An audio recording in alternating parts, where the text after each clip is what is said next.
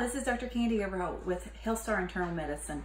So you've already met our employees, you've gotten a tour of the building, and now it's time to learn about diseases.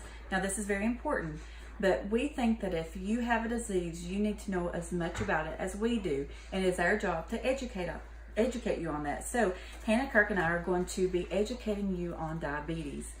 Actually, diabetes is becoming an epidemic in our country, and largely it's because of our weights going up, and we will see more and more people getting type 2 diabetes. Children are now getting type 2 diabetes, and actually in the past, children had only gotten type 1. So let's talk a little bit about what the difference is. So I'm going to get all nerdy on you just for a second. Now look, this is the human body. The pancreas lies just under the stomach in your abdomen. And here's a blow-up picture of what it looks like. And so it has a head and a tail. Well, the pancreas has two functions. So one function is to produce insulin. And so when you eat something high in carbohydrates, which is a natural form of sugar, then it will squeeze out insulin and it will digest that for you. And it also has another function. It releases different hormones called amylase, lipase, among others, that digest other foods for you. So whenever you eat, the pancreas is very important. And you know that if you've ever had pancreatitis, but that's another subject. So for a child, a type 1 diabetic, whenever they contract diabetes, they've had an autoimmune process or a virus that has attacked their pancreas, and they no longer produce any insulin. So basically, they cannot use any insulin. So whenever they eat glucose, it just floats around in their bloodstream, destroying them. And it's kind of like a poison in your blood.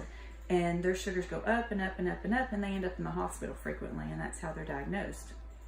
But as an adult, it's a little different.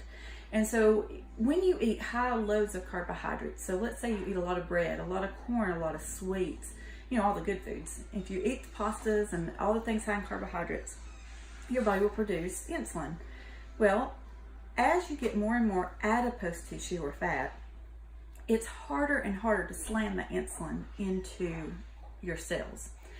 So your body will give you more insulin. And so a lot of people say, oh, I'm the opposite problem. I have hypoglycemia. I eat, if I don't eat, I feel shaky. Well, a lot of times that's because you're eating so many carbs, your body's giving you more and more and more insulin. And that's a sign of like pre-diabetes.